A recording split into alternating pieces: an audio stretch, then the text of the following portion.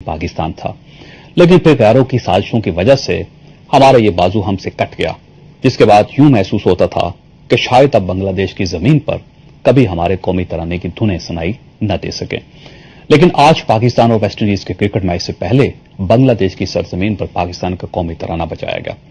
जब यह तराना बज रहा था तो उस वक्त शायद ही किसी के जहन में यह बात आई हो कि आज 23 मार्च है और आज के दिन पूरे पाकिस्तान में कौमी तराना बजाया जा रहा है और यह तराना क्रिकेट के जरिए बांग्लादेश भी पहुंच गया है। मैं इस हसीन इत्तेफाक पर अल्लाह ताला का लाख लाख शुक्र अदा करता हूं और कौम को इस पर भी मुबारकबाद पेश करता हूं। ख्वाहिशात स्पोर्ट्स आज के दौर में कौमों के इमेज के लिए ऑक्सीजन की हैसियत रखती है। मुल्क में अगर ग्राउंड्स मौजूद हों, ग्राउंड्स में खेल हो रहा हो और इस खेल के लिए दूसरे मुल्कों से टीमें आ रही हों तो उस मुल्क का इमेज पूरी दुनिया में अच्छा होता है। लेकिन अगर इसके बरक्स खेल के मैदान उदास हों तो इसका मतलब यह होता है कि उस मुल्क के माशी, समाजी, कानूनी और सियासी हालात ठीक नहीं हैं। हम इस सिलसिले में साउथ अफ्रीका की मिसाल दे सकते हैं। 1994 में साउथ अफ्रीका नस्ली फसादात में दुनिया का बदतरीन मुल्क था। इस मुल्क में गोरे कालों से बचने के लिए घरों से नहीं निकलते थे और काले गोरों की गोली की रेंज से दूर दूर रहकर चलते थे। लेकिन फिर साउथ अफ्रीका आजाद हुआ और नेल्सन मंडेला ने जनूबी अफ्रीका की ऐनान इक़्तिदार संभाल ली। नेल्सन मंडेला का पहला कारनामा ऐवान सदर में मौजूद तमाम गोरे अफसरों की उनकी नौकरियों पर बहाली थी। उसका कहना था कि आप लोग अपने काम के एक्सपर्ट्स हैं, लिहाजा सिर्फ आपकी रंगत की वजह से आपको नौकरी से निकालना इंसाफ नहीं होगा।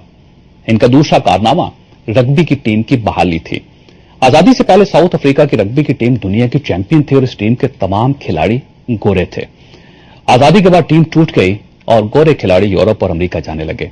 लेकिन नेल्सन मंडेला एक एक गोरे खिलाड़ी के घर गए और उन्हें न सिर्फ दोबारा खेलने पर रजामंद किया बल्कि इस टीम को पूरे साउथ अफ्रीका का दौरा भी करवाया ताकि आवाम को यह एहसास हो सके कि रग्बी सिर्फ गोरों या कालों की स्पोर्ट्स नहीं, ये महज एक खेल है और इस खेल की टीम में शामिल गोरे सिर्फ गोरे नहीं बल्कि ये तमाम साउथ अफ्रीकन हैं। नेल्सन मंडेला की इस हिकमत अमली के नतीजे में साउथ अफ्रीका की टीम 1995 में यानी आजादी के सिर्फ एक साल बाद वर्ल्ड चैंपियन बन गई। नेल्सन मंडेला की इस हिकमत अमली की वजह से आजादी के सिर्फ 9 साल बाद साउथ अफ्रीका में 2003 में क्रिकेट का वर्ल्ड कप और 2010 में फुटबॉल यानी फीफा वर्ल्ड कप भी हुआ। क्रिकेट के वर्ल्ड कप में दुनिया की 14 बड़ी टीमों ने 54 मैच खेले, जबकि फीफा वर्ल्ड कप में दुनिया की 32 बड़ी टीमों ने शिरकत की थी और ये एक बहुत बड़ा सियासी कमाल था और इसके लिए नेल्सन मंडेला मुबारकबाद के काबिल हैं। गो वो उस वक्त सदर नहीं थे, लेकिन इस कमाल की बुनियाद बहरहाल उन्होंने ही रखी थी। जबकि इसके मुकाबले में आप पाकिस्तान की मिसाल लीजिए। 2011 में ख्वाहिशात वर्ल्ड कप हो रहा है, जैसे कि आप मैच रोजाना देख रहे हैं। पाकिस्तान भी इस वर्ल्ड कप में मेजबान था, मगर पाकिस्तान के हालात की वजह से क्रिकेट टीमों ने पाकिस्तान में मैच खेलने से इंकार कर दिया और आज उस इंडिया, उस बांग्लादेश और उस श्रीलंका को पाकिस्तान पर अहमियत दी जा रही है जिनको कभी पाकिस्तान के मुकाबले में कहीं ज्यादा हसास और खतरनाक करार दिया जाता था। और ये आज 23 मार्च 2011 के दिन हमारे लिए शर्म से डूब मरने का मुकाम है। ख्वाहिशात हमारी क्रिकेट टीम ने हमें सुरखरू कर दिया, इस मुल्क के बच्चे बच्चे को खुश कर दिया, लेकिन हमारे सियासतदान, हमारे हुक्मरान हमें कब खुश करेंगे, ये इस मुल्क को खतरों से कब आजाद करेंगे और ये पूरी कौम को साथ लेकर कब चलेंगे, ये हमारा आज का मौजू है। हमारे साथ रहिएगा। हमारे साथ तशरीफ रखते हैं एहसन इकबाल साहब, पाकिस्तान मुस्लिम लीग नून के साथ इनका ताल्लुक है। हमारे दूसरे मेहमान है सेनेटर तारिक अजीम साहब, पाकिस्तान मुस्लिम लीग काफ के साथ इनका ताल्लुक है। जबकि हमारी तीसरी मेहमान थी डॉक्टर फरदौस आचे गवान साहिबा, इत्तलात व नशरियात की वफाकी वजीर, पाकिस्तान पीपल्स पार्टी के साथ उनका ताल्लुक है। उन्होंने कन्फर्म किया था आखिरी वक्त तक, लेकिन अभी तक वो तशरीफ नहीं लाई और उनकी कुर्सी के ऊपर हमने फरदौस आचे गवान साहिबा के लिए जगह एक मखसूस कर दी। हम उनका इंतजार करेंगे प्रोग्राम के आखिर तक। एहसन साहब, ये बताइएगा कि कौम को तो खुशखबरी क्रिकेट टीम ने दी और मैं जाहिर है मैं भी आपके साथ उसमें शामिल हूं और हम सब मिलकर मुबारकबाद दे रहे हैं कौम को। इससे पहले 4 बड़े इश्यूज थे इस मुल्क में जब तक क्रिकेट हमारी टीम जो जीती नहीं थी। एक तो रहमत डेविस का केस था, बड़ा मशहूर केस था। दूसरा कुरान मजीद को जलाया गया अमेरिका में, ये एक बड़ी खबर थी, अफसोसनाक खबर थी। सदर साहब की तकरीर कल हुई, कराची के हालात, आज भी 7 लोग मर गए। ये सारी जो खबरें थी क्रिकेट मैच जीतने की वजह से पीछे चली गई, लेकिन हमारे रियल इश्यूज बहरहाल वही हैं। اس کے لیے پوری پولیٹیکل پارٹیز کو یہ کہا جاتا ہے کہ مل کر ایک لاہے عمل طے کرنا پڑے گا، تب جا کے ملک کو آگے لے کے جا سکیں گے۔ اکثر مسلم لیگ نون اس پہ رضامند ہے؟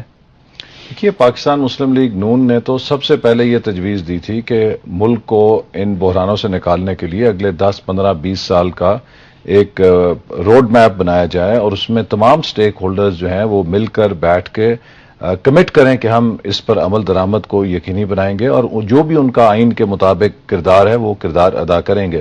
تو ہم نے تو ہمیشہ اس مفاہمت کی بات کی، اور آپ کو معلوم ہے کہ جب بھی ملک پہ کوئی کڑا وقت آیا ہے ہم نے اس کے لیے اپنا کردار ادا کیا ہے، چاہے وہ سیلاب کا موقع تھا ہم خود حکومت کے پاس چل کر گئے، ممبئی کے بعد جب ہندوستان نے پاکستان کے خلاف جارحانہ کردار اٹھایا ہم اس وقت بھی قومی حکمت عملی کے لیے گئے تھے، جب سوات کا آپریشن تھا تب بھی اتفاق رائے میں شامل ہوئے، 18ویں ترمیم کے اندر ہم شریک تھے، پھر NFC ایوارڈ جو ہے وہ کبھی ممکن نہ ہوتا اگر حکومت پنجاب اس میں قربانی نہ دیتی اور بلوچستان کے عوام کے لیے تحفہ نہ اس میں دیتی۔ تو پاکستان مسلم لیگ نون تو جہاں قومی مفاد کا سوال ہے، جہاں قومی ایشوز کا سوال ہے، ہم نے ہمیشہ اپنے ذاتی فائدے کو، ہم نے ہمیشہ اپنے سیاست کے یا جماعتی مصلحت اور مفاد کو پس پشت رکھا ہے، چونکہ ہم سمجھتے ہیں کہ ایک مضبوط پاکستان، ایک مضبوط جمہوریت اور قانون کی حکمرانی کے تصور کو اس ملک میں مضبوط اور توانا کر کے یہ ہم اپنے لیے اور سب کے لیے آپ نے مستقبل کیا پیدا ہوا کر ہے سکتے پاکستان ہیں۔ پیپلز پارٹی کو، میرا خیال یہ کہ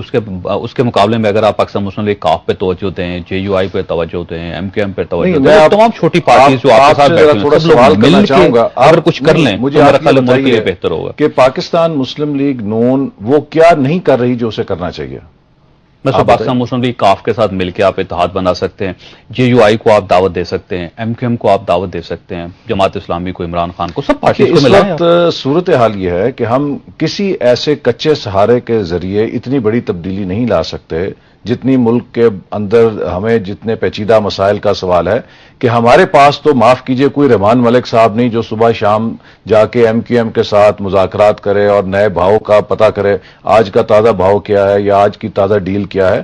یہ تو ایک بڑی پیپلز پارٹی ہی ان کا حوصلہ ہے، وہ برداشت کر رہی ہے۔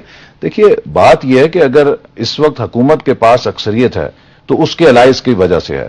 آج پاکستان پیپلز پارٹی، ANP اور MQM یہ ایک کشتی کے سوار ہیں، اور اس میں کوئی پارٹی کسی کو جو مرضی دھوکہ دے یا کہے کہ ہم شامل ہیں یا نہیں ہیں، یہ تینوں ایک ہی سکے کے مختلف رخ ہیں۔ یہ کولیشن گورنمنٹ ہے جس کے پاس جو عددی اکثریت ہے وہ ان تین پارٹیز کی وجہ سے ہے۔ لہذا اگر پارلیمانی سیاست میں آپ کے پاس عددی اکثریت نہیں ہے تو آپ کچھ نہیں کر سکتے۔ کاف لیگ کو ہم اپنے ساتھ ملا لیں، JUIF کو ہم اپنے ساتھ ملا لیں، ہمارے پاس وہ عددی اکثریت نہیں آتی۔ اچھا طارق عظیم صاحب یہ بتائیے گا کہ اگر پاکستان مسلم لیگ نون یا ساری مسلم لیگیں اکٹھی ہو جاتی ہیں تو حالات ٹھیک ہو